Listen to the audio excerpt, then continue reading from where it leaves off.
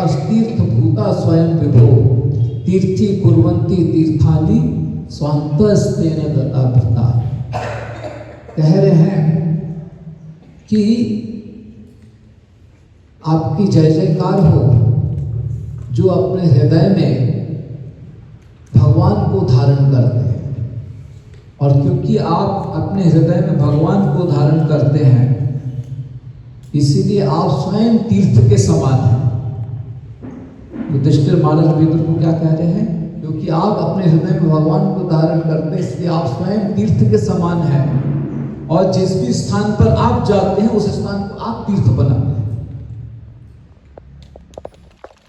तीर्थ स्थलों की यात्रा करना निश्चित रूप से पाद सेवन है, लेकिन ऐसे महान वैष्णव जो सामान्य स्थल को भी तीर्थ स्थल बना देते हैं उनकी सेवा करना भी एक प्रकार से पाद सेवन हो गया, क्योंकि वो तीर्थ स्थल के समान ही है। महान वैष्णव किसी भी स्थान को तीर्थ बना देते हैं, वो स्वयं तीर्थ है। उन वैष्णव की सेवा करना भी एक प्रकार से पाद सेवन हो गया। अर्थात भगवान के चरणों की सेवा करो या वैष्णव के चरणों की सेवा करो या भगवान के धाम की सेवा करो, ये सब क्या हो गया? पाद सेवा। ठीक है। तो श्रील प्रभुपाद जी उन्होंने आज संन्यास ग्रहण किया। उन्होंने संन्यास इसलिए नहीं ग्रहण किया कि परिवार से तंग आ गए थे, चलो छोड़ो परिवार की जिम्मेदारी को संन्यास ले लेते हैं, इस भावना से संन्यास नहीं लिया, या इस भावना से संन्यास नहीं लिया यहाँ सन्यासी बन जाऊंगा तो बहुत सम्मान प्राप्त होगा, सब मेरे चरणों में झुकेंगे। सम्मान की आशा से संन्यास नहीं लिया उन्होंने, या इसलिए संन्यास नहीं लिया कि सन्यासी बन जाऊंगा तो भोजन की समस्या नहीं रहेगी, अपने आप सब भोजन आता रहेगा। ये सब कारण नहीं था श्री प्रभुपाद जी के संन्यास लेने के लिए। श्री प्रभुपाद जी ने फिर संन्यास क्यों लिया? श्री प्रभुपाद जी ने संन्यास इसीलिए दिया ताकि वे सन्यासी बनकर संपूर्ण विश्व में कृष्ण भावनामृत का प्रचार प्रसार कर सके, इसीलिए संन्यास दिया। सन्यासी का यह धर्म ही होता है कि उसे एक स्थान पर रुकना नहीं है, उसे भ्रमण करते रहना है और कृष्ण भावनामृत की शिक्षाओं का प्रचार प्रसार करना है। इस उद्देश्य से श्रील प्रभुपाद जी ने संन्यास लिया। तो श्रील प्रभुपाद जी वे अलग अलग स्थानों पर गए पूरे विश्व में, और हर अलग अलग स्थानों पर जाकर वहां पर उन स्थानों पर भगवान के मंदिर बना दिए, उस स्थान को तीर्थ स्थल बना दिया। तो जैसे युधिष्ठिर महाराज विदुर के लिए कह रहे हैं कि तीर्थी कुर्वन्ति तीर्थानि, आप जिस स्थान पर भी जाते हो उस स्थान को तीर्थ स्थल बना देते हो, वही कार्य श्रील प्रभुपाद जी ने भी किया है। अतः श्री प्रभुपाद जी ने संन्यास लेकर संपूर्ण जगत को तीर्थ स्थल में परिवर्तित किया है। तो इस प्रकार से श्री प्रभुपाद जी उनकी सेवा करना, उनका गुणगान करना, वो भी पाद सेवन हो गया। ठीक है। तो श्री प्रभुपाद जी उनका जन्म 1896 में हुआ और उनका जन्म का नाम था अभय चरण डे। 1918 में उनका विवाह हुआ राधा रानी दत्त से, और फिर 1922 में जब उनको एक संतान की प्राप्ति थी, वृंदावन चंद्र डे, उस समय 1922 में वे पहली बार अपने गुरु भक्ति सिद्धांत सरस्वती से कलकत्ता में मिले। और जब वे अपने गुरु से मिले तो पहली ही भेंट में उन्होंने निश्चय कर लिया कि मुझे अपना जीवन इनकी सेवा में समर्पित करना है। लेकिन उस समय श्री प्रभुपाद जी पारिवारिक जीवन में थे, उनको एक संतान थी, गृहस्थ जीवन का उत्तरदायित्व था। तो समर्पण तो निश्चित रूप से हृदय से था, लेकिन गृहस्थ जीवन के उत्तरदायित्व को संभालते हुए उस समय पूर्ण रूपेण वो भक्ति सिद्धांत सरस्वती के मिशन की सेवा नहीं कर पाए। भक्ति सिद्धांत सरस्वती ने श्री प्रभुपाद जी को अपनी पहली भेंट में निर्देश दिया था कि तुम पढ़े लिखे हो, अंग्रेजी भाषा में श्री चैतन्य महाप्रभु के संदेश का प्रचार प्रसार संपूर्ण पाश्चात्य देश में करो। श्री प्रभुपाद जी करना चाहते थे लेकिन करने में सक्षम नहीं थे। उन्होंने विचार किया कि मुझे अपना व्यवसाय बढ़ाना चाहिए, व्यवसाय बढ़ाकर खूब धन कमाना चाहिए, साथ ही साथ भारत में खूब प्रचार करना चाहिए और बहुत सारे लोगों को इस भक्तिमय शिक्षा से प्रेरित करना चाहिए और तब बहुत सारा धन और बहुत सारे लोगों को लेकर वे पाश्चात्य देश में प्रचार करेंगे। ये श्री प्रभुपाद जी की योजना थी। आखिर आपको दूसरे देशों में जाना है तो पैसे चाहिए, पैसे चाहिए और लोग भी चाहिए ना मदद करने के लिए। तो वो लोग कहाँ से मिलेंगे? और भारत से ही लेना पड़ेगा और पैसा भी चाहिए, तो पैसा भी भारत में व्यवस्था कर रहे थे। तो इसलिए श्री प्रभुपाद जी ने निश्चय किया कि मैं व्यवसाय को बढ़ाता हूँ, पहले बहुत धन कमाता हूँ, साथ ही प्रचार करता हूँ भारत में और फिर लोगों को लेकर और पैसे को लेकर मैं पाश्चात्य देश में प्रचार करूँगा। तो अब तक तो उनका व्यवसाय केवल कलकत्ता में था। वे औषधियाँ बनाते थे और औषधियों की बिक्री करते थे। तो उन्होंने सोचा व्यवसाय बढ़ाना है तो अब मुझे नए क्षेत्र में भी जाना चाहिए। तो उन्होंने कलकत्ता से प्रयाग वहां अपने व्यवसाय को विस्तारित किया। अपने संपूर्ण परिवार को लेकर वे प्रयाग पहुंचे और प्रयाग में उन्होंने एक नई फैक्ट्री स्थापित की औषधियां बनाने के लिए और प्रयाग में ही उन्होंने प्रयाग फार्मेसी नाम की दुकान भी आरंभ की जहां से वो औषधियों को विक्रित करते थे। तो इस प्रकार से प्रभुपाद जी अब बहुत अधिक धन कमाने में अपना समय देने लगे और साथ ही साथ भक्ति सिद्धांत सरस्वती के शिष्य प्रयाग में आए उनके गौड़िया मठ का केंद्र स्थापित करने के लिए। तो श्री प्रभुपाद जी ने उन भक्तों को भी मदद की और श्री प्रभुपाद जी बड़ी सक्रिय रूप से प्रयाग में गौड़िया मठ की सेवाओं में कार्यों में भाग लेने लगे और साथ ही साथ धन भी अर्जित कर रहे थे। तो इस प्रकार से श्री प्रभुपाद जी का भक्तिमय जीवन था, अपने गृहस्थ जीवन को निभाते हुए। तो श्री प्रभुपाद जी को 5 संतानें थी, 3 पुत्र और 2 पुत्रियां। सबसे बड़े पुत्र थे वृंदावन चंद्र डे, उसके बाद प्रयागराज डे, फिर मथुरा मोहन डे और 2 पुत्रियां थी भक्तिलता डे और सुलक्ष्मणा डे। तो 5 संतान, उनकी पत्नी, उनके पिताजी और माताजी, ऐसे श्री प्रभुपाद जी का बड़ा परिवार प्रयाग में रहता था। और साथ ही श्री प्रभुपाद जी गौड़िया मठ में जाकर के सेवा करते थे, नियमित रूप से जाते थे। तो क्योंकि श्री प्रभुपाद जी बहुत गौड़िया मठ में सेवा कर रहे थे और भक्ति सिद्धांत सरस्वती ने भी अनुभव किया था कि ये अभय चरण बहुत भक्ति में निष्ठा से सेवा करते हैं, रुचि रखते हैं, ध्यान से सुनते हैं। तो 1933 में श्री प्रभुपाद जी को भक्ति सिद्धांत सरस्वती ने दीक्षा प्रदान की और उनका नाम हुआ अभय चरणारविंद दास। इस प्रकार से श्री प्रभुपाद जी को दीक्षा प्राप्त हुई 1933 में।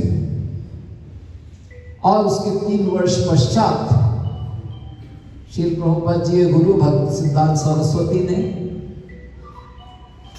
पुरुषोत्तम धाम जगन्नाथपुरी में अपने देह का त्याग किया। जिस समाचार को सुनकर श्री प्रभुपाद जी को अपार पीड़ा हुई। श्री प्रभुपाद जी सोचने लगे कि मेरे गुरु ने जो मुझको निर्देश दिया था अपनी पहली भेंट में,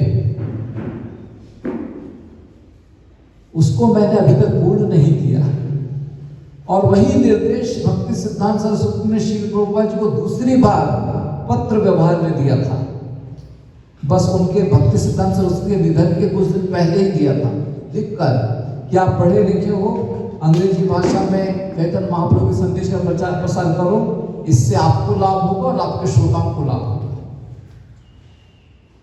तो श्रील प्रभुपाद जी बहुत दुखी हुए, वैसे विचार करने लगे कि अब मेरे गुरु का निधन हो चुका है, अब मेरे पास मेरे गुरु के संग के लिए केवल एक ही विकल्प है कि मैं गुरु के निर्देशों को अपने जीवन में अब गंभीरता से पालन करूं, क्योंकि वपु संग जो अब तक मिलता था वो अब नहीं रहा, अब केवल एकमात्र संग रहा है वाणी संग। तो अब मुझे बहुत ही गंभीरता से मेरे गुरु के निर्देशों को अपने जीवन में उतारना है।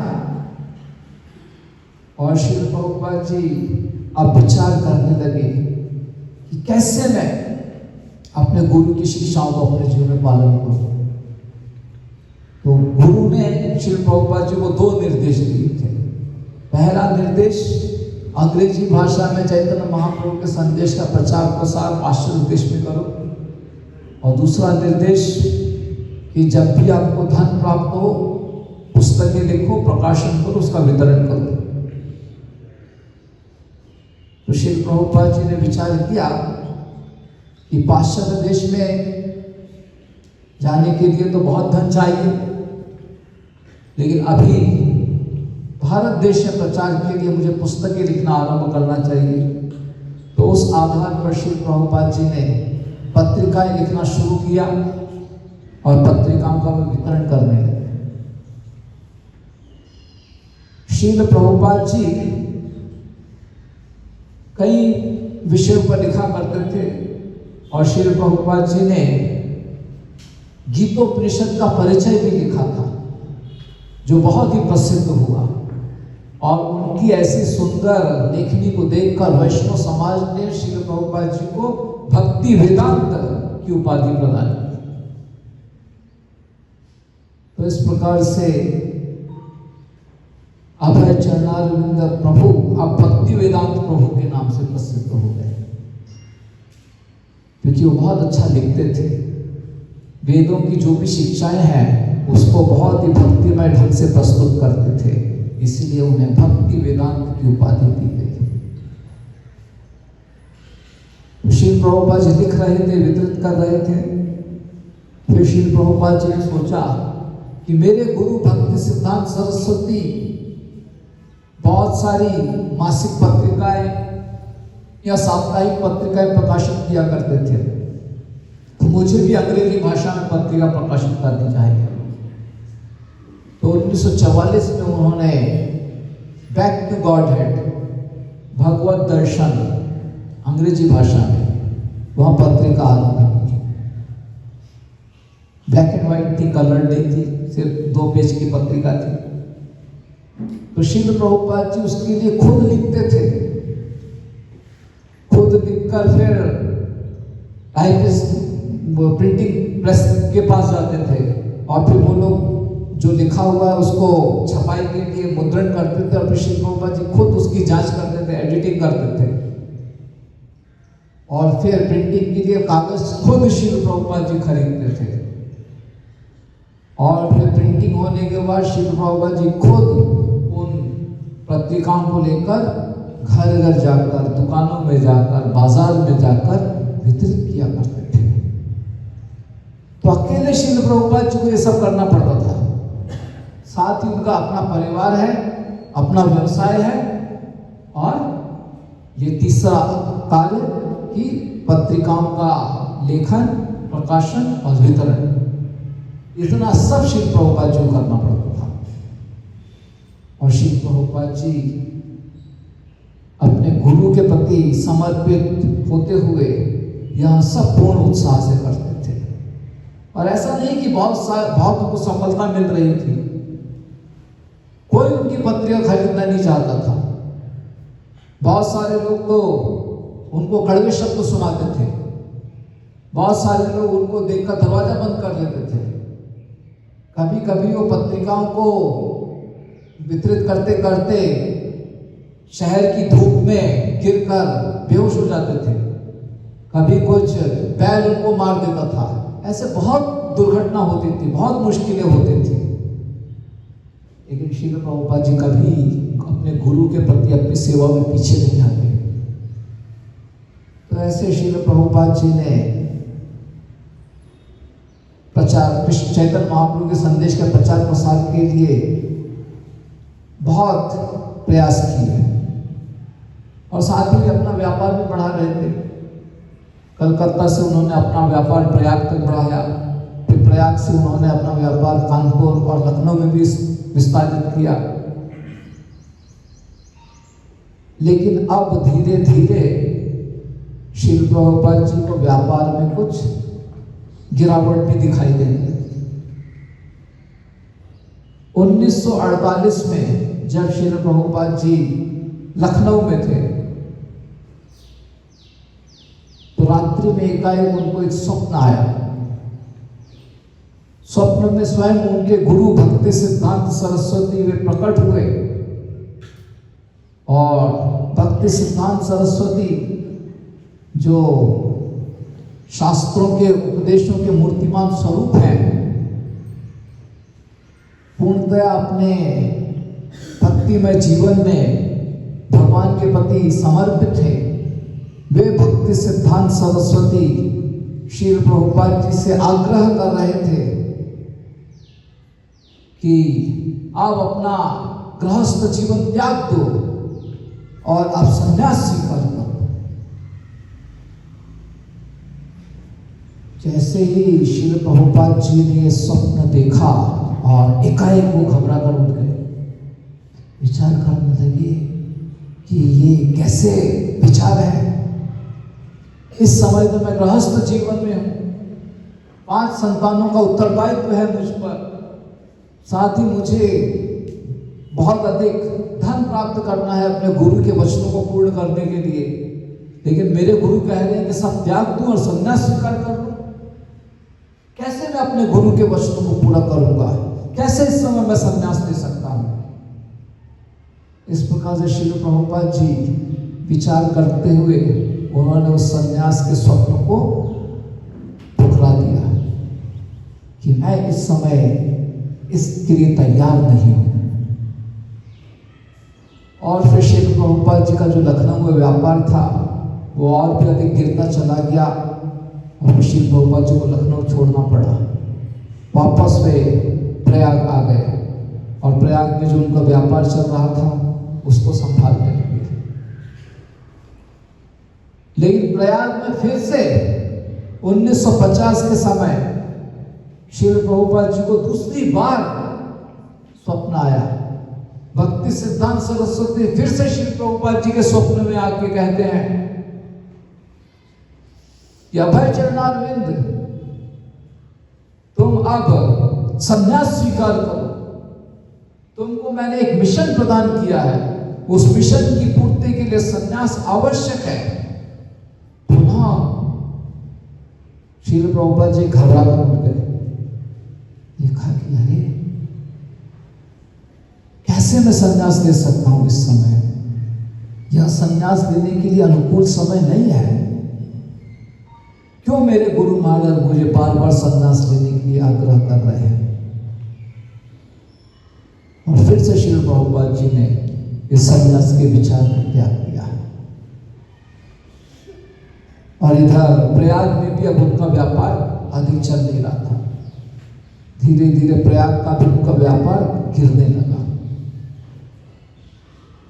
वे बहुत मेहनत करते थे जिससे धन की प्राप्ति हो, लेकिन अब उतनी मात्रा में उनको धन नहीं मिलता था।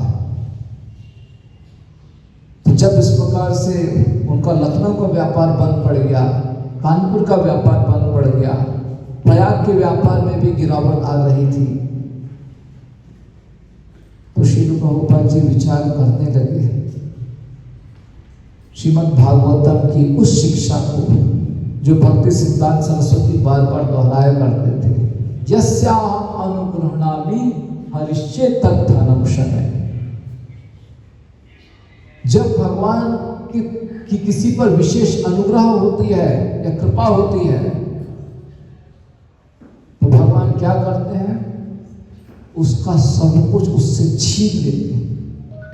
सब कुछ उससे छीन लेना मतलब जो भी संसारी बंधन है सब छीन दिया जाता है, जिससे वो केवल भगवान का हो जाए। तो श्रील प्रभुपाद जी को यही लगा कि भगवान अब सब कुछ मुझसे छीन रहे हैं। जो भी मैं धन अधिक प्राप्त करने के लिए प्रयास मैंने किए, सब कुछ धीरे धीरे बिगड़ता चला जा रहा है, सब कुछ छीना जा रहा है मुझसे।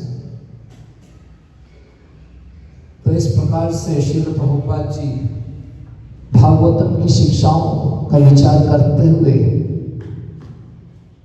कहते थे कि मैं इतनी जल्दी गृहस्थ जीवन नहीं छोड़ना चाहता था, लेकिन भगवान श्री कृष्ण ने मेरे जीवन में ऐसी परिस्थितियां उत्पन्न कर दी कि मुझे सब कुछ छोड़ने के लिए मजबूर होना पड़ा। और धीरे धीरे व्यवसाय बढ़ाने की मेरी भावनाएं, इच्छाएं, पारिवारिक जीवन संभालने की मेरी इच्छाएं, भावना सब धीरे धीरे कम हो गई और श्री चैतन्य महाप्रभु के संदेश का प्रचार प्रसार की भावना अधिकाधिक बढ़ती चली गई। तो जब प्रयाग का भी व्यापार गिर रहा था तो श्री प्रभुपाद जी ने सोचा कि कलकत्ता में जो मेरी फैक्ट्री है वो थोड़ी ठीक चल रही है, तो परिवार के सदस्यों के भरण पोषण के लिए कलकत्ता में स्थानांतरित होना ठीक रहेगा। इसलिए वे प्रयाग से अपने सारे परिवार को लेकर कलकत्ता स्थानांतरित हो जाते हैं और कलकत्ता में वे अपने बड़े पुत्र वृंदावन डे, जो कि अब 30 साल के थे, 1951 की ये बात है, प्रयाग वृंदावन डे अब 30 साल के थे। श्री प्रभुपाद जी उनके लिए एक नई फैक्ट्री आरंभ करते हैं, विमलटोन लेबोरेटरी, और उस प्रयोगशाला की पूरी जिम्मेदारी वृंदावन डे को संभालनी थी। तो इस प्रकार से वृंदावन डे अब अपना खुद का व्यवसाय चला रहे थे और परिवार के सदस्यों के पालन पोषण के भी उत्तरदायित्व संभाल रहे थे। और श्री प्रभुपाद जी अब प्रयाग आते थे, प्रयाग में जो उनका व्यवसाय उसको संभाल रहे थे और साथ ही साथ बहुत अधिक प्रचार करने लगे श्री प्रभुपाद जी। हर दिन श्री प्रभुपाद जी शाम को सत्संग किया करते थे। तो व्यवसाय भी संभाल रहे हैं, पारिवारिक जिम्मेदारी को भी थोड़ा बहुत संभाल रहे हैं, लेकिन अधिकाधिक आप प्रवचन दिया करते थे, कक्षाएं दिया करते थे, लोगों को भक्ति करने के लिए मार्गदर्शन दिया करते थे। तो कलकत्ता आते थे कुछ समय के लिए, कुछ दिनों के लिए अपने परिवार से मिलने के लिए, अधिकांश समय प्रयाग में और प्रयाग के आसपास के क्षेत्रों में वे प्रचार किया करते थे, पत्रिकाएं लिखा करते थे, उसका वितरण किया करते थे। और जब कलकत्ता में आते थे तो कलकत्ता में भी वहाँ के लोगों को आमंत्रित कर प्रचार किया करते थे। तो श्री प्रभुपाद जी अपने इस प्रचार कार्य में अपनी पत्नी, अपने बच्चों को बुलाते थे, लेकिन वो लोग रुचि नहीं देते थे। श्री प्रभुपाद जी उनको बहुत समझाते थे, लेकिन उनको कोई रुचि नहीं थी। श्री प्रभुपाद जी इधर अपने घर के छोटे नीचे कमरे में प्रवचन दिया करते थे और ऊपर के कमरों में उनकी पत्नी और बच्चे चाय और बिस्किट खाया करते थे। तो श्री प्रभुपाद जी को बहुत बुरा लगता था कि मैं बाहर के लोगों को बुला करके प्रचार कर रहा हूँ, उनको भगवत संदेश दे रहा हूँ, मेरे घर के ही सदस्य मानते नहीं है मेरी बात। तो श्री प्रभुपाद जी को बहुत बुरा लगता था। तो इसीलिए श्री प्रभुपाद जी भी अब घर पर ज्यादा रहा नहीं करते थे। अधिकांश समय उनका प्रयाग में ही बीतता था और प्रयाग के आसपास के शहरों में प्रचार किया करते थे और बीच बीच में कलकत्ता आते थे। प्रयाग से उन्होंने अपना प्रचार कार्य झांसी की ओर विस्तारित किया। झांसी में उनको बहुत सफलता मिली। झांसी में अनेकानेक युवक उनके प्रचार कार्य से जुड़ने लगे। प्रभाकर मिश्रा, उन्होंने दीक्षा भी प्राप्त की श्री प्रभुपाद जी से और श्री प्रभुपाद जी ने इतने सारे युवकों का समर्थन प्राप्त करके वहां पर एक लीग ऑफ डिवोटीज स्थापित करने का निश्चय किया। तो इस प्रकार से श्री प्रभुपाद जी को झांसी में बहुत सफलता मिल रही थी और वे अब अधिकांश समय झांसी में बिता रहे थे। तो तो एक समय जब वो झांसी में थे तो उनको समाचार मिला प्रयाग से। समाचार में लिखा हुआ था कि आपके फैक्ट्री के जो सेवक हैं, जो एम्प्लॉयज हैं, वो आपका सारा धन और सारी औषधियां चुरा करके भाग गए। तो जैसे श्री प्रभुपाद जी ने समाचार सुना, श्री प्रभुपाद जी जोरों से हंसने लगे। यस्याहम् अनुगृह्णामि हरिष्ये तद्धनम शरय। जब भगवान की विशेष कृपा होती है तो भगवान सब कुछ छीन लेते हैं। तो श्री प्रभुपाद जी अनुभव कर रहे थे कि ये जो प्रयाग में मेरी एक फैक्ट्री बची थी वो भी भगवान ने छीन ली, अब सब बर्बाद हो गया। श्री प्रभुपाद जी के मित्रों ने कहा, अरे अभय बाबू जाइए, कुछ तो बचा लीजिए जो भी वहां पर बचा हुआ है। श्री प्रभुपाद जी ने कहा, नहीं, अब सब कुछ खत्म हो चुका है, अब मैं केवल भगवान के संदेश के प्रचार प्रसार में ही शरणागत होना चाहता हूँ। और इस प्रकार से अब श्री प्रभुपाद जी पूर्ण रूपेण महाप्रभु की शिक्षा में प्रचार प्रसार के लिए समर्पित हो गए। बीच बीच में कलकत्ता आते थे, परिवार से मिलते थे, परिवार की जो भी आवश्यकताएं की पूर्ति के लिए, लेकिन मुख्य उद्देश्य उनका प्रचार कार्य था। तो जब वे कलकत्ता में आते थे तो श्री प्रभुपाद जी अपने प्रचार कार्य में लगे रहते थे और उनके पत्नी और बच्चे चाय पीते रहते थे, बिस्किट खाते रहते थे। तो श्री प्रभुपाद जी को रहा नहीं जाता था। श्री प्रभुपाद जी उनको बहुत समझाते थे कि कितना अच्छा होता कि मेरे परिवार के सदस्य वैष्णवता को स्वीकार करते, मेरा खुद का परिवार एक वैष्णव परिवार होता, लेकिन ये लोग नहीं सुनते थे। एक दिन जब श्री प्रभुपाद जी से रहा नहीं गया तो श्री प्रभुपाद जी ने अपनी पत्नी से कहा कि देखो, तुम्हें या तो चाय को चुनना चाहिए या मुझे चुनना चाहिए, ये दोनों एक साथ नहीं चलेगा। तो उनकी पत्नी तो श्री प्रभुपाद जी के शब्दों को कभी गंभीरता से लेती नहीं थी। तो पत्नी ने भी कह दिया ऐसी बातों बातों में कि अगर चाय और आप में से मुझे एक को चुनना है तब तो मुझे अपने पति का ही परित्याग करना पड़ेगा। ऐसे जब राधा रानी ने कह दिया तो श्री प्रभुपाद जी को बहुत धक्का लगा। कह रहे, जिस परिवार के लिए उन्होंने इतना धन प्राप्त करने का प्रयास किया, जिस परिवार के पालन पोषण के लिए उन्होंने इतना कष्ट उठाया, जिस परिवार को संभालने के लिए उन्होंने इतना समय दिया, वो परिवार एक छोटी सी बात, चाय को ठुकरा नहीं पा रहा है, बल्कि चाय की जगह प्रभुपाद जी को ठुकरा दिया। प्रभुपाद जी को बहुत पीड़ा हुई अपनी पत्नी के ऐसे व्यवहार को देखकर। और फिर कुछ दिन बाद एक और बड़ी समस्या आ गई। श्री प्रभुपाद जी गए थे बाहर प्रचार करने के लिए, और जब वापस घर पर आए तो देखा भागवतम नहीं है। तो उन्होंने पूछा राधा रानी को कि मेरी भागवतम कहाँ है। तो राधा रानी ने वो भागवतम रद्दी में बेच दी थी ताकि चाय के बिस्कुट खरीदे जा सके। तो जब श्री प्रभुपाद जी ने ये देखा कि उनके द्वारा पूजनीय भागवतम को केवल इस प्रकार से रद्दी में बेच दिया है उनकी पत्नी ने केवल चाय पीने के लिए, बिस्कुट खरीदने के लिए, तो श्री प्रभुपाद जी को फिर से इतना दर्द हुआ, इतना धक्का लगा। श्री प्रभुपाद जी अब इसे सहन नहीं कर पाए। श्री प्रभुपाद जी निराश हो गए। श्री प्रभुपाद जी उस निराशाजनक अवस्था में नहीं समझ पा रहे थे कि क्या करेंगे, क्योंकि उनके परिवार से उनको कोई समर्थन नहीं मिल रहा था।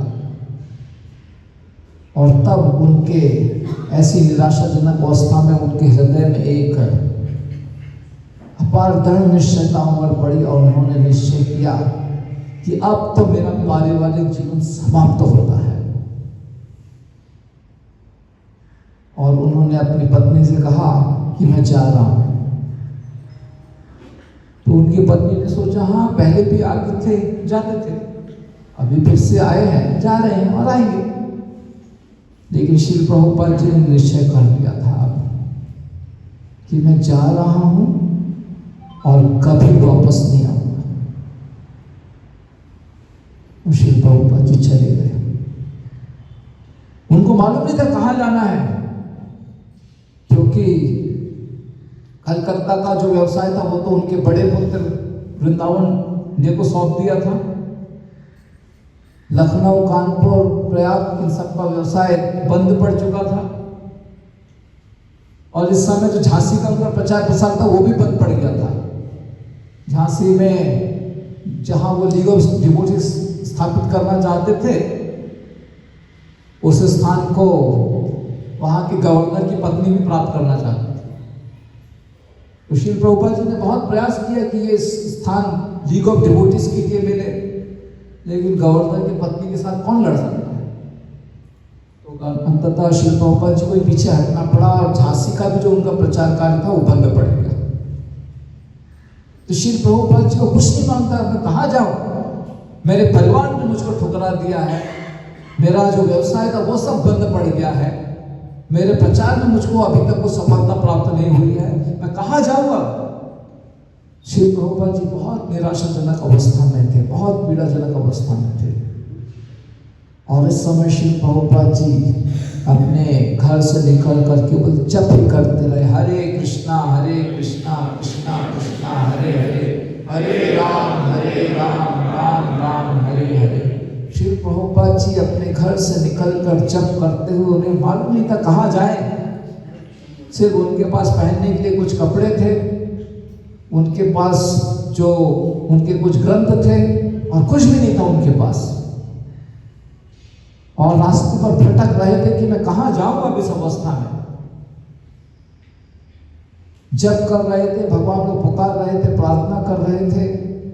और फिर भगवान की प्रेरणा से वो कलकत्ता के पास झारग्राम में एक गौड़ी मठ था, वहां गए। और बहुत दुखी हृदय से थे श्री प्रभुपाद जी उस समय, क्योंकि जिस स्थान में उनका जन्म हुआ, जिस स्थान में वे पले बढ़े, जिस स्थान पर उन्होंने शिक्षा प्राप्त की, जिस स्थान पर उनके इतने सारे मित्र थे, जिस स्थान पर उन्होंने व्यवसाय शुरू किया, उस स्थान का आज कोई भी व्यक्ति उनको मदद नहीं कर रहा था, न कि उनके परिवार के सदस्य भी उनके साथ थे। श्री प्रभुपाद जी पूर्णतया हर दिशा से एक प्रकार से विफल हो चुके थे। फिर भी श्री प्रभुपाद जी विचार करते थे कि मुझे अपने गुरु की सेवा करनी है, लेकिन उनको समझ में नहीं आता था कि मैं कैसे अपने गुरु की सेवा करूं। और इसीलिए श्री प्रभुपाद जी निरंतर जप ही कर रहे थे, कुछ खाते नहीं थे, पीते नहीं थे। बहुत दुखी हृदय से श्री प्रभुपाद जी गौड़िया मठ में रह रहे थे, भगवान का दर्शन करते थे, पुकारते थे और केवल जप कर रहे थे। कई दिनों तक ऐसा चला, कई दिनों तक। और फिर श्री प्रभुपाद जी भगवान की प्रेरणा से 1955 में, अब उनकी आयु 59 वर्ष की थी, वे वृंदावन में स्थित हो जाते, वृंदावन आते रहने के लिए। वृंदावन में वे वंशी गोपाल मंदिर, वहां जाते हैं और वंशी गोपाल मंदिर में एक कमरे में रहते हुए वहाँ पर लिखने का कार्य करते हैं और साथ ही दिल्ली शहर में जाकर इन ग्रंथों को वितरण करने का कार्य करते हैं। तो श्री प्रभुपाद जी बताते हैं कि इस प्रकार से मेरे लिए गृहस्थ जीवन को त्याग करना सरल नहीं था, मुझे बहुत मुश्किल हुआ। लेकिन बारंबार मेरे गुरु मेरे स्वप्न में आकर मुझे आग्रह कर रहे थे और बारंबार मुझे भगवत गीता के संदेश, सर्वधर्मान् परित्यज्य मामेकं शरणं व्रज, अर्थात भगवान की सेवा के लिए सब निम्न धर्म त्याग करके उनकी सेवा में समर्पित होना है। इस प्रकार के शब्द बारंबार उनके कानों में गूंजते थे। वे सोचते थे कि मैं अपने परिवार को कैसे छोड़कर जा सकता हूं, लेकिन फिर उनको विचार आता था कि मृत्यु तो कभी भी आ सकती है। यदि मृत्यु हो गई तो फिर कौन मेरे परिवार को संभालेगा। और संन्यास का जीवन मतलब एक प्रकार से आप परिवार के स्तर पर मृत हो चुके हो, भगवान आपके परिवार की रक्षा करेंगे। और इस प्रकार से भगवान पर आश्रित होकर भगवान से प्रार्थना करते हुए उन्होंने बहुत ही दुखी हृदय से अपने परिवार का त्याग किया और वे सतत रूप से गौड़ीय मठ में आकर जप कर रहे थे और बाद में वृंदावन आए। तो इस प्रकार से श्री प्रभुपाद जी अपने 59 वर्ष की आयु में वृंदावन आए, वंशी गोपाल मंदिर में रह रहे थे और सारी पत्रिकाएं लिखते थे, वितरण किया करते थे। जब वे वंशी गोपाल मंदिर में रह रहे थे तब पुनः तीसरी बार भक्ति सिद्धांत सरस्वती उनके स्वप्न में आए और कहने लगे कि अभय चरणारविंद, मैंने आपको एक मिशन प्रदान किया है, उस मिशन की पूर्ति के लिए आपको संन्यास ग्रहण करना चाहिए और मेरे मिशन को पूरा करना चाहिए। फिर से अभय एकाएक घबरा कर उठ गए, लेकिन इस बार श्रील प्रभुपाद जी उस स्वप्न के प्रति गंभीर थे। श्रील प्रभुपाद जी अब वंशी गोपाल मंदिर वृंदावन में रहते वानप्रस्थ का जीवन व्यतीत कर रहे थे। अब उनका पारिवारिक उत्तरदायित्व तो समाप्त हो चुका था और अब उन्होंने ये जो स्वप्न था उसके बारे में गंभीरता से विचार किया। उन्होंने विचार किया कि श्री चैतन्य महाप्रभु ने संन्यास स्वीकार किया, जिससे संपूर्ण भारतवर्ष में संकीर्तन आंदोलन का प्रचार प्रसार हो सके। भक्ति सिद्धांत सरस्वती ने संन्यास स्वीकार किया, जिससे उनके पिता भक्तिनाथ ठाकुर के मिशन का प्रचार प्रसार हो सके। तो उन्हीं के पद चिन्हों पर चलकर मुझे भी संन्यास स्वीकार करना होगा, जिससे मैं अपने गुरु के आदेशों को पूर्ण कर सकूं। मैं संन्यास इसलिए नहीं लेना चाहता हूं कि मुझे सम्मान प्राप्त होगा, बल्कि मेरे संन्यास लेने का केवल एकमात्र कारण है, जिस कारण से चैतन्य महाप्रभु भक्ति सिद्धांत सरस्वती ने संन्यास लिया है, जिस हेतु अनेक आचार्यों ने अपनी अपार करुणावश कृष्ण संदेश का प्रचार प्रसार किया है, उसी हेतु मैं भी संन्यास लेना चाहता हूं। तो इस प्रकार से श्री प्रभुपाद जी ने संन्यास लेने के अपने इस विचार को पक्का किया और संन्यास लेने की भावना रखते हुए श्री प्रभुपाद जी ने, अब उनके गुरु तो थे नहीं भक्ति सिद्धांत सरस्वती, तो अपने ही एक वरिष्ठ गुरु भाई भक्ति विलास तीर्थ महाराज को पत्र लिखा उन्होंने कलकत्ता चैतन्य मठ में। उन्होंने पत्र में लिखा कि मेरे गुरु महाराज भक्ति सिद्धांत सरस्वती बारंबार मुझे संन्यास लेने के लिए आग्रह कर रहे हैं, अतः मैं संन्यास लेना चाहता हूं और साथ ही साथ अपनी कुछ पुस्तकों का प्रकाशन करना चाहता हूं।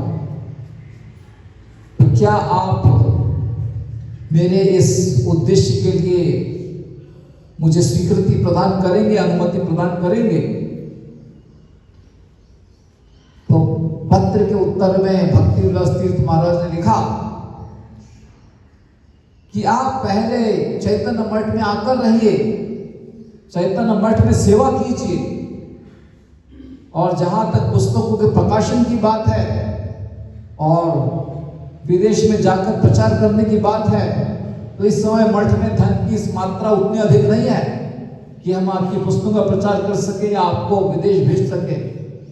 आप अभी मठ में आकर रहिए और प्रचार प्रसार कीजिए। श्री प्रभुपाद जी भक्ति विलास तीर्थ महाराज के ऐसे उत्तर से प्रसन्न नहीं हुए, क्योंकि वे विचार कर रहे थे कि उनके गुरु ने तो स्पष्ट रूप से कहा है संन्यास लो, पाश्चात्य देश में जाओ, पुस्तकें लिखो, यही स्पष्ट निर्देश थे।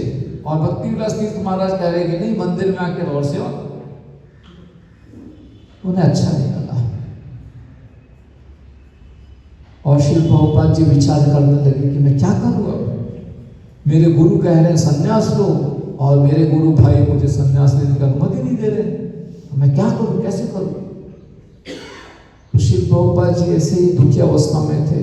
1 महीने के पश्चात फिर से उन्होंने पत्र लिखा भक्ति विलास तीर्थ महाराज को कि देखो हमारे गुरु की इच्छा थी कि पाश्चात्य देश में प्रचार प्रसार होना चाहिए, गौड़ीय मठ में से कोई सदस्य विदेश नहीं जा रहा है, मैं आपके चैतन्य मठ का प्रतिनिधि बनकर मैं विदेश जाने को तैयार हूं, कृपया आप मुझे मदद करो और इस प्रकार से हम सभी मिलजुल कर अपने गुरु की अच्छी सेवा कर सकते हैं। पत्र के उत्तर में फिर से भक्ति विलास तीर्थ महाराज ने यही लिखा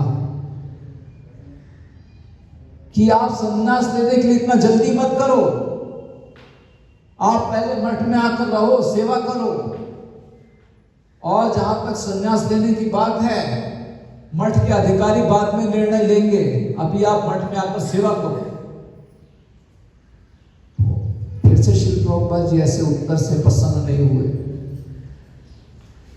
और श्री प्रभुपाद जी विचार कर रहे थे कैसे मैं अपने गुरु के निर्देश को पूर्ण करूं, कैसे मैं संन्यास लूं जब मेरे गुरु कह रहे संन्यास लो, किस प्रकार से।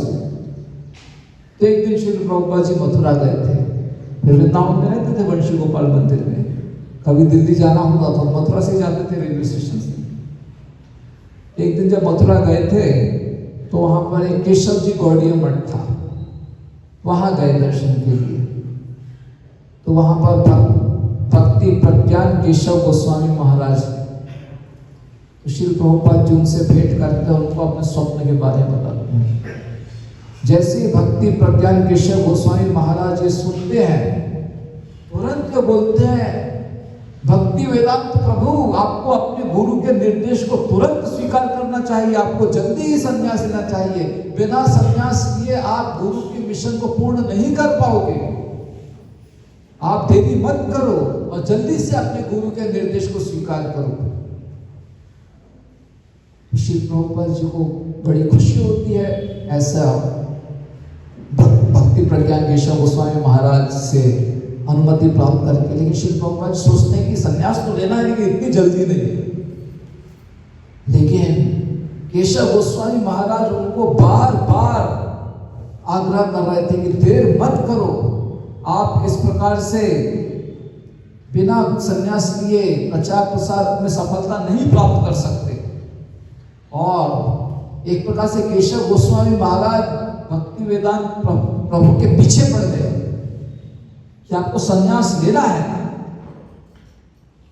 तो श्री प्रभुपाद जी कहते हैं कि मैं तो अपने आप को संन्यास के लिए योग्य नहीं समझ रहा था, लेकिन 3 बार मेरे गुरु मेरे स्वप्न में आए और उन्होंने मुझसे आग्रह किया, और अब मेरे गुरु के प्रतिनिधि के रूप में केशव गोस्वामी महाराज बारंबार मुझे संन्यास लेने के लिए बाध्य कर रहे हैं। अतः अपनी अयोग्यता होने के पश्चात भी विनम्रता से गुरु के आदेश को अपने सर पर धारण करते हुए मैं संन्यास लेने को तैयार हूं, इस प्रकार से श्री प्रभुपाद जी ने निश्चय किया। और जैसे ही भक्ति प्रज्ञान केशव गोस्वामी महाराज ने श्री प्रभुपाद जी की सहमति स्वीकार की, तुरंत जो अगली शुभ तिथि थी, अगली शुभ तिथि क्या थी? विश्वरूप महोत्सव। तो ज्यादा दिन नहीं थे विश्वरूप महोत्सव के लिए, और श्री भक्ति प्रज्ञान केशव गोस्वामी महाराज ने कहा कि हम आपको विश्वरूप महोत्सव की तिथि पर संन्यास देना चाहते हैं। श्री प्रभुपाद जी तैयार थे, अब ज्यादा दिन नहीं थे तो अधिक लोगों को आमंत्रित नहीं कर पाए, क्योंकि पत्र लिखना, पत्र लिखकर भेजना, फिर वहां तक पहुंचे और फिर वो लोग आए, तो समय लगता है। यहाँ तो कुछ ही दिन थे, तो केवल मठ के कुछ ब्रह्मचारी थे उस संन्यास समारोह में, और वृंदावन से अकिंचन कृष्णदास बाबा जी आए थे, और इधर यज्ञ करने के लिए नारायण महाराज थे, और भक्ति प्रज्ञान केशव गोस्वामी महाराज जो संन्यास दंडा प्रदान करेंगे। तो केवल गिने चुने ही कुछ ही लोग थे, तो बहुत ही एक छोटा सा समारोह था। लेकिन श्रील प्रभुपाद जी के हृदय में बहुत ही एक ऊंचा लक्ष्य था कि इस संन्यास समारोह के आधार पर अब वे अपने गुरु के निर्देश को पूर्ण करेंगे और संपूर्ण विश्व में प्रचार प्रसार करेंगे। तो इस प्रकार से विश्व रूप महोत्सव की तिथि, आज की तिथि पर श्रील प्रभुपाद जी अपने सफेद वस्त्रों में केशव गौड़ीय मठ में प्रवेश करते हैं। केशव गौड़ीय मठ में राधा कृष्ण के सुंदर विग्रह है, चैतन्य महाप्रभु के सुंदर विग्रह है। उनको प्रणाम करके श्रील प्रभुपाद जी यज्ञ की वेदी के सामने बैठ जाते हैं और साथ ही एक और सदस्य यज्ञ की वेदी के सामने बैठे हुए थे। उनका नाम है सनातन और वो 90 वर्ष की आयु के थे। वे भी संन्यास प्राप्त कर रहे थे उस तिथि पर। तो इस प्रकार से सनातन और भक्ति वेदांत प्रभु वे दोनों यज्ञ की वेदी पर के सामने बैठ गए। यज्ञ कुंड में अनेकानेक पवित्र आहुतियां अर्पित की जा रही थी, मंत्रों का उच्चारण किया जा रहा था। स्वयं नारायण महाराज यज्ञ के मंत्र का उच्चारण कर रहे थे और अकिंचन कृष्णदास बाबा जी जो कि वृंदावन से आए थे वो कीर्तन कर रहे थे। तो वो बहुत ही उत्साह से, खुशी से, जोरों से, शब्दों से कीर्तन कर रहे थे। तो उनके कीर्तन को इतने उत्साह से ऊंचे स्वरों में कीर्तन कर रहे थे। नारायण महाराज को कहते हैं कि नहीं, थोड़ा धीमा करो, मंत्र को उच्चारण करना है। तो अकिंचन कृष्णदास बाबा जी धीरे करते थे। ऋषि प्रभुपाद जी उनको बोलते नहीं नहीं, ऊंचे स्वर में कीर्तन करो। तो फिर अकिंचन कृष्णदास बाबा जी अपना स्वर बढ़ाते थे, ऊंचे स्वर में कीर्तन करते थे। फिर से नारायण महाराज नहीं नहीं नहीं, धीरे धीरे धीरे करो कीर्तन। और श्री प्रभुपाद जी कहते नहीं नहीं, ऊंचे स्वर में कीर्तन करो, कीर्तन सबसे प्रमुख है। तो उस समय अकिंचन कृष्णदास बाबा जी महाराज ने पहचान किया कि भक्ति वेदांत प्रभु को हरिनाम के प्रति बहुत श्रद्धा है। निश्चित रूप से ऐसी अपार श्रद्धा रखने के कारण भक्ति वेदांत प्रभु चैतन्य महाप्रभु के संदेश का संपूर्ण विश्व में प्रचार प्रसार करने में अवश्य सफल होंगे। इस प्रकार से अकिंचन कृष्णदास बाबा जी महाराज ने उस दिन पहचान लिया। तो कीर्तन चल रहा था, मंत्रोच्चारण हो रहा था। बाद में यज्ञ का कार्यक्रम समाप्त हुआ और फिर केशव गोस्वामी महाराज ने संन्यास के महत्व पर आधारित अपना प्रवचन दिया। और फिर उसके पश्चात केशव गोस्वामी महाराज ने कुछ ऐसा किया जो आज तक कभी हुआ नहीं था और किसी ने अपेक्षा भी नहीं की थी। केशव गोस्वामी महाराज ने भक्ति वेदांत प्रभु को कहा कि अब आप यहां पर उपस्थित लोगों को कुछ संदेश सुनाइए। तो श्री प्रभुपाद जी खड़े हुए और माइक के सामने खड़े होकर वे बोलने के तैयार थे। कोई ज्यादा लोग नहीं थे, जैसे कि मैंने कहा कुछ ही लोगों को आमंत्रित किया था। वृंदावन से अकिंचन कृष्णदास बाबा जी आए थे, नारायण महाराज थे और स्वयं उनके संन्यास गुरु थे। बाकी सब मठ के सदस्य थे, ब्रह्मचारी। और ये सब लोग बंगला जानते थे, इनको हिंदी भी ठीक से नहीं आता था, केवल बंगला भाषा जानते। और श्री प्रभुपाद जी को बंगला अच्छे से आता था। लेकिन श्री प्रभुपाद जी ने विचार किया कि मैंने संन्यास लिया है अपने गुरु के आदेश को पूर्ण करने के लिए और मेरे गुरु का स्पष्ट निर्देश है अंग्रेजी भाषा में श्री चैतन्य महाप्रभु के संदेश का प्रचार प्रसार करो। तो हालांकि वहां पर उपस्थित सभा में अधिकांश लोग बंगला ही जानते थे, हिंदी तक नहीं जानते, तो अंग्रेजी की तो बात छोड़ ही दो। फिर भी श्रील प्रभुपाद जी ने अंग्रेजी भाषा में प्रवचन दिया, क्योंकि ये उनके गुरु के प्रति उनकी सेवा थी। अंग्रेजी भाषा में उन्होंने प्रवचन दिया और इस प्रकार से श्रील प्रभुपाद जी ने पुनः अपने गुरु के शब्दों के प्रति जो उनका समर्पण है उसको दर्शाया। श्रील प्रभुपाद जी ने संन्यास समारोह में हरिनाम के प्रति उनकी कितनी अपार श्रद्धा है इसको दर्शा दिया, और साथ ही उनका पूरा जीवन गुरु की सेवा के लिए समर्पित है इसको भी स्पष्ट कर दिया। तो इस प्रकार से श्रील प्रभुपाद जी ने प्रवचन दिया अंग्रेजी भाषा में, और उसके पश्चात केशव गोस्वामी महाराज ने भक्ति वेदांत प्रभु को भक्ति वेदांत प्रभु श्रील प्रभुपाद जी ने संन्यास के वचन श्री केशव गोस्वामी महाराज के समक्ष प्रस्तुत किए, और फिर केशव गोस्वामी महाराज ने श्री प्रभुपाद जी को संन्यास डंडा दिया, भगवा वस्त्र प्रदान किया, कंठी माला प्रदान की, और साथ ही संन्यास मंत्र प्रदान, और फिर कहा कि आज से भक्ति वेदांत प्रभु भक्ति वेदांत स्वामी प्रभुपाद जी के नाम से जाने जाएंगे। श्रील प्रभुपाद की जय। तो इस प्रकार से श्रील प्रभुपाद जी का संन्यास कार्यक्रम आज की तिथि पर हुआ है। तो श्रील प्रभुपाद जी विचार करते हुए कहते थे कि मेरे गुरु की अपार कृपा है मुझ पर, मैं गृहस्थ जीवन नहीं छोड़ सकता था, लेकिन मेरे गुरु ने मुझ पर अपार करुणा रखते हुए मुझे गृहस्थ जीवन के बंधन से खींचकर बाहर निकाल दिया। अवश्य मैंने अपने 3 पुत्रों को खो दिया, लेकिन वास्तव में मैंने कुछ नहीं खोया, क्योंकि मुझे 300 अच्छे पुत्रों की प्राप्ति हो गई।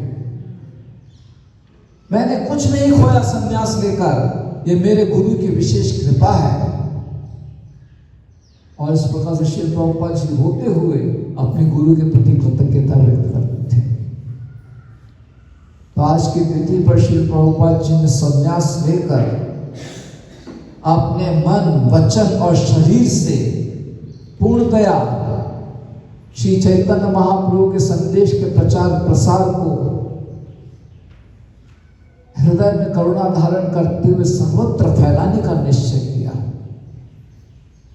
आज वह तिथि है जिस दिन श्री प्रभुपाद जी ने अपने गृहस्थ जीवन को त्याग करके संपूर्ण जगत को अपने परिवार के रूप में अपना लिया, और संपूर्ण जगत के बद्ध जीवों को जन्म मृत्यु के बंधन से मुक्त कर उन्हें भगवत धाम में प्रवेश दिलाने का निश्चय किया। इस प्रकार से आज की तिथि बहुत ही महत्वपूर्ण है। तो श्रील प्रभुपाद जी ने आज की तिथि पर संन्यास ग्रहण किया, और संन्यास ग्रहण करने के पश्चात उन्होंने क्या किया? संपूर्ण जगत का 14 बार भ्रमण किया। संपूर्ण जगत का 14 बार भ्रमण किया। श्रील प्रभुपाद जी जो इतने महान संत हैं, भगवान के शुद्ध भक्त हैं, जिन्होंने संपूर्ण जगत का 14 बार भ्रमण कर इस जगत को तीर्थ स्थल बना, और कितने सारे तीर्थ स्थलों का निर्माण श्री प्रभुपाद जी ने किया। तो इस प्रकार से श्री प्रभुपाद जी ने अलग अलग स्थानों पर जाकर उस स्थान को तीर्थ बनाया, और श्री प्रभुपाद जी ने इस प्रकार से पाद सेवन की यह जो सेवा है बहुत ही अच्छे दृष्टिकोण से अपने स्वयं के उदाहरण से कैसे करना चाहिए यह हम सबके समक्ष दर्शाया है। तो अवश्य श्री प्रभुपाद जी ने आज की तिथि पर इस प्रकार से औपचारिक रूप से संन्यास ग्रहण करके हम सबको संसार की बद्धता से बचाने का यहाँ एक बहुत ही महत्वपूर्ण कार्य संपन्न किया। लेकिन साथ ही साथ हमको श्री प्रभुपाद जी के ऐसे अच्छे उदाहरण से यह भी प्रेरणा प्राप्त करनी चाहिए कि जिस प्रकार से श्री प्रभुपाद जी ने औपचारिक रूप से तो संन्यास लिया ही, लेकिन उनका जीवन में व्यवहारिक रूप से संन्यास तो पहले से ही था। व्यवहारिक रूप से कभी भी वे किसी भी भौतिक इच्छा के आधार पर कार्य नहीं करते थे। भगवत गीता की शिक्षा के आधार पर, भौतिक इच्छा के आधार पर कार्यों को ठुकरा देना, यही संन्यास है। भौतिक इच्छाओं के आधार पर जो भी कार्य होते हैं उन सबको ठुकरा दो, उन सबको त्याग कर दो, यही संन्यास है। केवल भक्ति में इच्छा के आधार पर कार्य संपन्न करो, बस यही है। तो श्री प्रभुपाद जी ने भौतिक इच्छाओं को तो कब का ठुकरा दिया था। तो व्यवहारिक रूप से तो वे हमेशा सन्यासी थे, औपचारिक रूप से उन्होंने आज की तिथि पर सन्यास लिया है। उसी प्रकार से हम सबके जीवन में भी व्यवहारिक रूप से सन्यास तो होना ही चाहिए। औपचारिक रूप से सन्यास वो अलग बात है, लेकिन व्यवहारिक रूप से सन्यास हम सबके जीवन में होना चाहिए।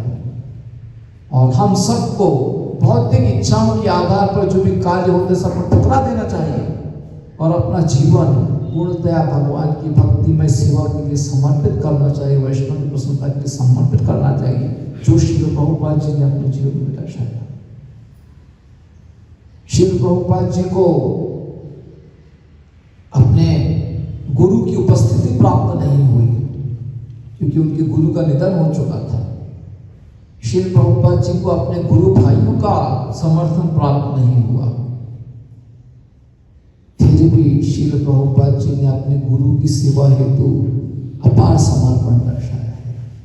तो आज की तिथि पर हमें उनसे यही प्रार्थना करनी चाहिए कि उनके हृदय में जो समर्पण था अपने गुरु के प्रति, उस समर्पण का केवल एक कण हम अपने हृदय में धारण करें, जिससे हम सभी पूर्ण विनम्रता के साथ एक विनम्र सेवक की भांति श्री प्रभुपाद जी के आंदोलन में समर्पित भाव से सेवा करें और श्री प्रभुपाद जी व अन्य सभी वैष्णवों को प्रसन्नता प्रदान करें। इस प्रकार की प्रार्थना आज हम सभी को श्री प्रभुपाद जी के चरणों में नतमस्तक होकर करनी चाहिए और श्री प्रभुपाद जी के मिशन में पूर्ण समर्पण भाव से समर्पित होना चाहिए।